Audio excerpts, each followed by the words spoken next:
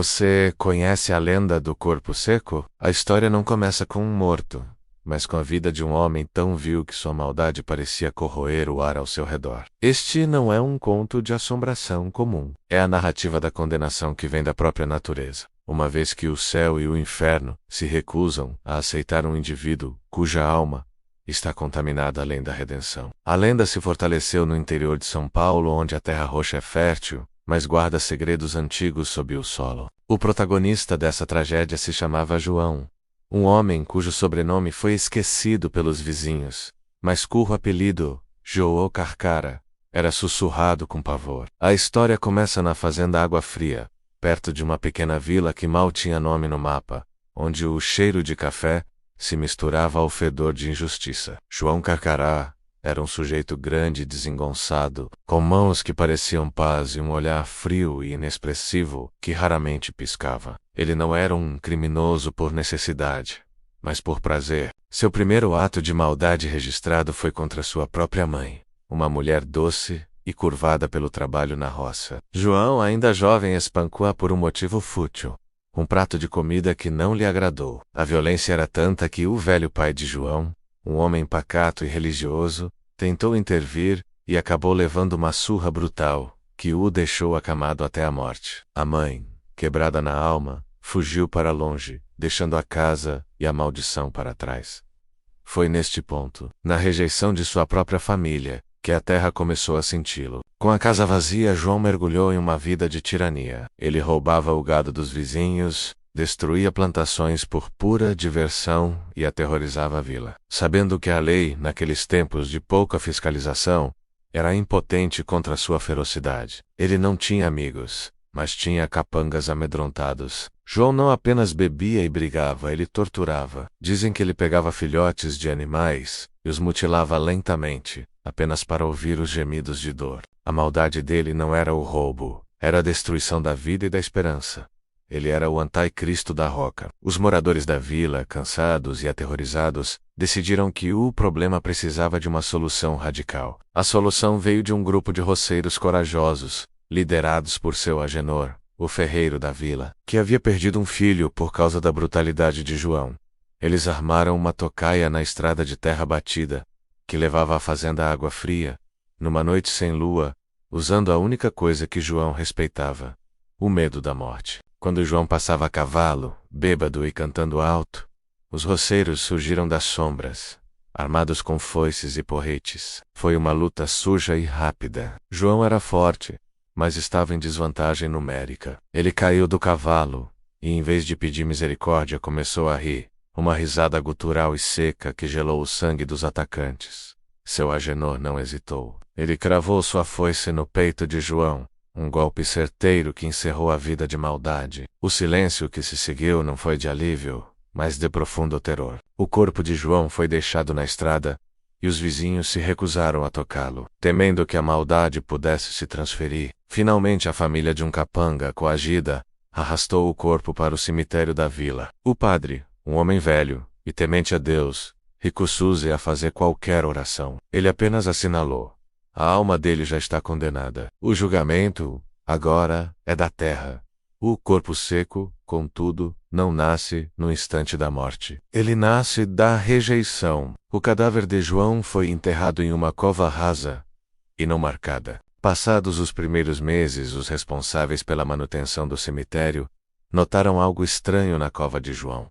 O monte de terra que a cobria começou a diminuir, não por ação das chuvas, mas por um colapso interno. A cada manhã, a terra parecia se afastar do corpo. Tentaram cobri-lo novamente, jogando mais terra e cal.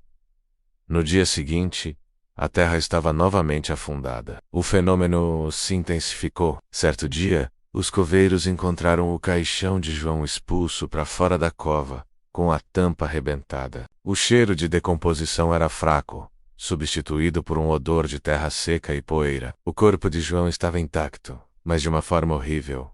Não havia inchaço ou putrefação normal. O corpo estava seco, mumificado, com a pele aderida aos ossos, os músculos contraídos e a boca aberta em um grito mudo e eterno de horror.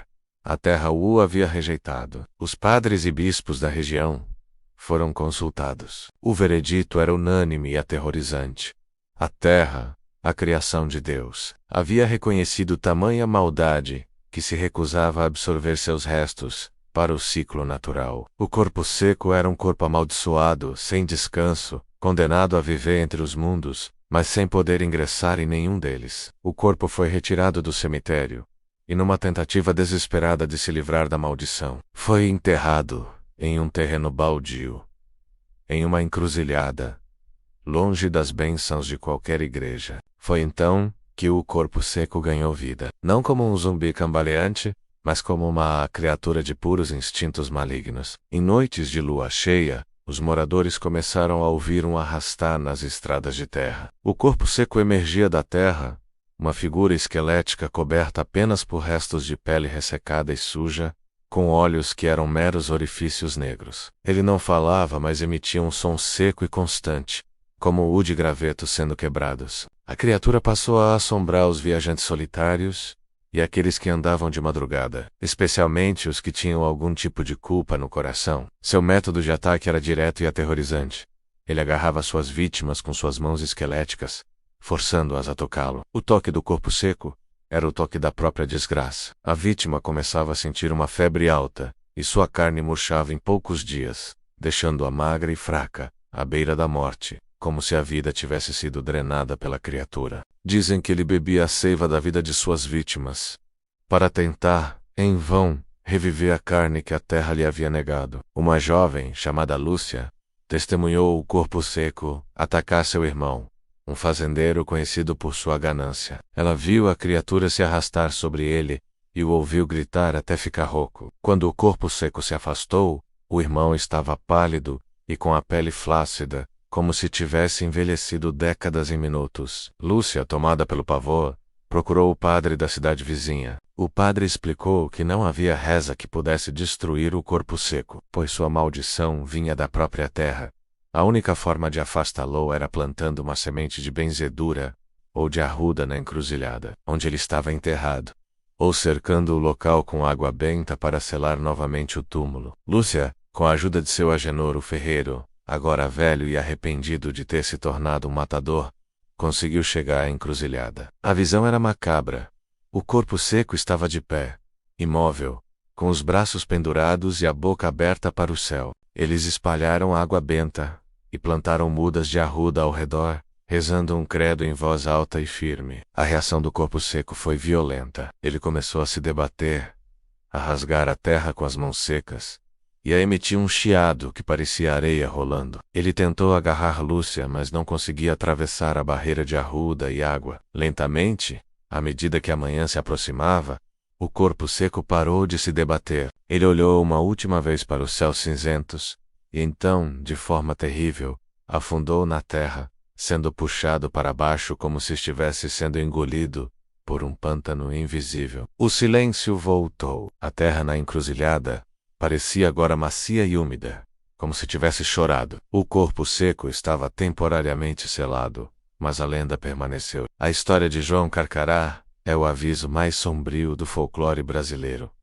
A morte não é o fim para todos. Para aqueles cuja maldade ultrapassou todos os limites humanos, a punição é ser rejeitado até mesmo pela terra, forçando a alma a se arrastar para sempre em uma casca seca e amaldiçoada, lembrando a todos que a ausência de descanso é a forma mais terrível de condenação. E você pode ter certeza, em qualquer canto do Brasil, se um dia a terra em seu jardim começar a rachar de forma estranha, é bom rezar para que não seja ele tentando sair.